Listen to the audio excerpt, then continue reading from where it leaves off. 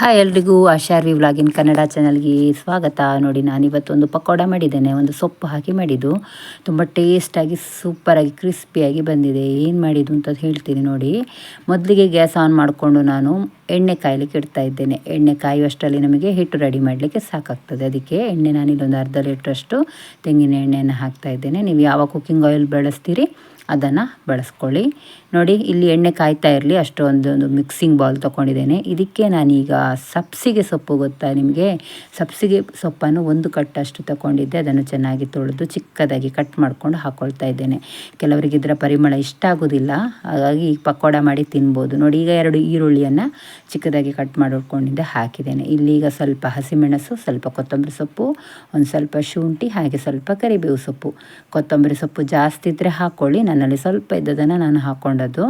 ಖಾರಕ್ಕೆ ನೀವು ಜಾಸ್ತಿ ಖಾರ ಮಾಡ್ಕೊಳ್ಬೋದು. ಹಾಗೆ ಒಂದು ಚಿಟಿಕೆ ಅರಶಿನ, ಒಂದು ರುಚಿಗೆ ಒಂದು 1/4 ಚಮಚದಷ್ಟು ಉಪ್ಪು. ಅಂದರೆ ನಾನಿಲ್ಲಿ ಸ್ವಲ್ಪ ಮಾಡೋ ಕಾರಣ ಸ್ವಲ್ಪ ಹಾಕ್ತಾ ಇದ್ದೇನೆ. ನೋಡಿ ನಾನು ಈ ಸೌಟಲ್ಲಿ 1.5 ಸೌಟ್ ಅಂದರೆ ಒಂದು 3/4 ಕಪ್ಪಷ್ಟು ಕಡಲೆ ಹಿಟ್ಟು ಆಗ್ಬೋದು, ಅಷ್ಟು ಹಾಕ್ಕೊಂಡು ಒಂದು 1/4 ಕಪ್ಪಷ್ಟು ಅಕ್ಕಿ ಹಿಟ್ಟನ್ನು ಹಾಕ್ಕೊಂಡಿದ್ದೇನೆ. ಇದನ್ನು ಫಸ್ಟಿಗೆ ನಾವು ಹಾಗೇ ಮಿಕ್ಸ್ ಮಾಡ್ಕೊಳ್ಬೇಕು. ನೀವು ಬೇಕಂದರೆ ಇದಕ್ಕೆ ಓಂಕಾಳು, ಜೀರಿಗೆ ಎಲ್ಲ ಹಾಕ್ಕೊಳ್ಬೋದು, ಬಟ್ ನಾನಿಲ್ಲಿ ಸಿಂಪಲ್ಲಾಗಿ ಮಾಡ್ತಾಯಿದ್ದೇನೆ. ಇವಾಗ ನೋಡಿ ಫಸ್ಟ್ ಸ್ವಲ್ಪ ಹಾಗೇ ಮಿಕ್ಸ್ ಮಾಡ್ಕೊಳ್ಬೇಕು. ನೀರುಳ್ಳಿ ರಸ ಮತ್ತು ಸೊಪ್ಪಿನಲ್ಲಿರುವ ನೀರಿನ ಪಸೆ ಎಲ್ಲ ನಮಗೆ ಹಿಟ್ಟು ಇದಾಗ್ತದೆ. ಅದಕ್ಕೆ ನೋಡಿಕೊಂಡು ಆಮೇಲೆ ಒಂದು 1/4 ಗ್ಲಾಸಷ್ಟು ನೀರು ಹಾಕ್ಕೊಂಡಿದ್ದೇನೆ. ಈ ನೀರು ಹಾಕ್ಕೊಂಡು ಚೆನ್ನಾಗಿ ಇದನ್ನು ಮಿಕ್ಸ್ ಮಾಡ್ಕೊಳ್ಬೇಕು. ಪಕೋಡ ಹಿಟ್ಟು ರೆಡಿ ಆಗ್ತದೆ ಆಗ.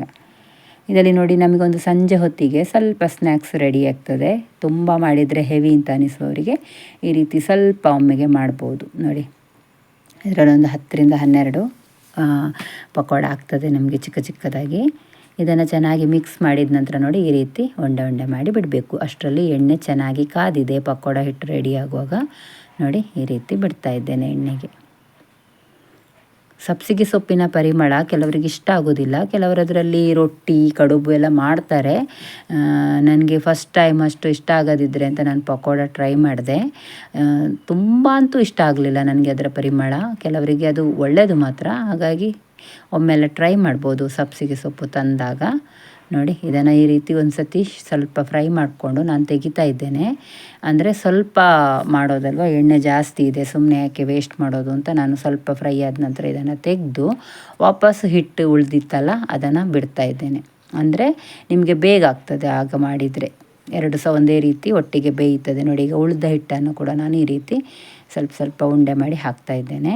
ಇದೊಂದು 2ರಿಂದ 3 ನಿಮಿಷ ಫ್ರೈ ಆದ ನಂತರ ನಾವು ಫಸ್ಟಿಗೆ ಏನು ಮಾಡಿಟ್ಟಿದ್ದೆವು ಅದನ್ನು ಈ ಎಣ್ಣೆಗೆ ವಾಪಸ್ ಹಾಕ್ಕೊಳ್ಬೇಕು. ಆವಾಗ ನಿಮಗೆ ಒಟ್ಟಿಗೆ ಬೇಯ್ತದೆ. ಇದನ್ನು ಚೆನ್ನಾಗಿ ಕೆಂಪಾಗೋ ತನಕ ಇನ್ನು ಫ್ರೈ ಮಾಡ್ಕೊಳ್ಬೇಕು. ನಾನೀಗ ಮೊದಲು ಮಾಡಿಟ್ಟಿದ್ದೆಲ್ಲ ಅದನ್ನು ಸೇರಿಸ್ತೇನೆ ಇದಕ್ಕೇನೆ. ಹಾಗೆ ಫಸ್ಟ್ ಟೈಮ್ ಯಾರಾದರೂ ನನ್ನ ವೀಡಿಯೋ ನೋಡ್ತಾ ಇದ್ದರೆ ಪ್ಲೀಸ್ ಸಬ್ಸ್ಕ್ರೈಬರ್ ಮಾಡ್ಕೊಳ್ಳಿ, ಪಕ್ಕದಲ್ಲಿರೋ ಬೆಲ್ಲೈಕನ್ ಕ್ಲಿಕ್ ಮಾಡ್ಕೊಳ್ಳಿ. ನಾನು ಹಾಕೋ ರೆಸಿಪಿ ಅಥವಾ ವ್ಲಾಗ್ ಏನಾರಿದ್ದರೆ ನೋಟಿಫಿಕೇಷನಲ್ಲಿ ಬರ್ತದೆ ಆಗ. ಮತ್ತು ಇಷ್ಟ ಆಗಿದ್ದರೆ ಪ್ಲೀಸ್ ಲೈಕ್ ಮಾಡಿ ಮತ್ತು ಕಮೆಂಟ್ ಕೂಡ ಮಾಡಿ. ನಿಮ್ಮ ಫ್ರೆಂಡ್ಸ್ ಫ್ಯಾಮಿಲಿಯವರಿಗೆ ಶೇರ್ ಕೂಡ ಮಾಡಿ. ನೋಡಿ ಇವಾಗ ಚೆನ್ನಾಗಿ ಗರಿಯಾದ ಪಕೋಡ ರೆಡಿ ಆಯಿತು. ಸಬ್ಸಿಗೆ ಸೊಪ್ಪಿನ ಪಕೋಡ. ನೀವು ಸಹ ಒಂದು ಸತಿ ಸಬ್ಸಿಗೆ ಸೊಪ್ಪು ತಂದಾಗ ಅಥವಾ ಮೆಂತ್ಯ ಸೊಪ್ಪು ಯಾವ ಸೊಪ್ಪಲ್ಲಿ ಕೂಡ ಮಾಡ್ಬೋದು. ಸಬ್ಸಿಗೆ ಸೊಪ್ಪು ತಂದಾಗ ಒಂದು ಸತಿ ಟ್ರೈ ಮಾಡಿ, ತುಂಬ ಚೆನ್ನಾಗಿರ್ತದೆ. ನೋಡಿ ಕ್ರಿಸ್ಪಿಯಾಗಿ ಬಂದಿದೆ. ಇದೇ ರೀತಿ ನೀವು ಸಹ ಒಂದು ಸತಿ ಟ್ರೈ ಮಾಡಿ. ಹಾಗೆ ಲೈಕ್ ಮಾಡಿ, ಶೇರ್ ಮಾಡಿ, ಕಮೆಂಟ್ ಕೂಡ ಮಾಡಿ.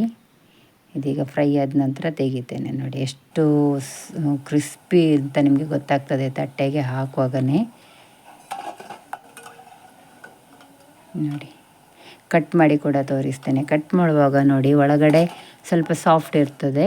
ನಿಮ್ಗೆ ಇನ್ನೊಂದು ಸ್ವಲ್ಪ ಸಾಫ್ಟ್ ಬೇಕಂದರೆ ಹಿಟ್ಟನ್ನು ಸ್ವಲ್ಪ ನೀವು ನೀರು ಮಾಡ್ಕೊಳ್ಬೋದು. ಇದು ತುಂಬ ಕ್ರಿಸ್ಪಿಯಾಗಿ ಬಂದಿದೆ. ನಾನೀಗ ನೋಡಿ ಕಟ್ ಮಾಡಿ ತೋರಿಸ್ತಾ ಇದ್ದೇನೆ.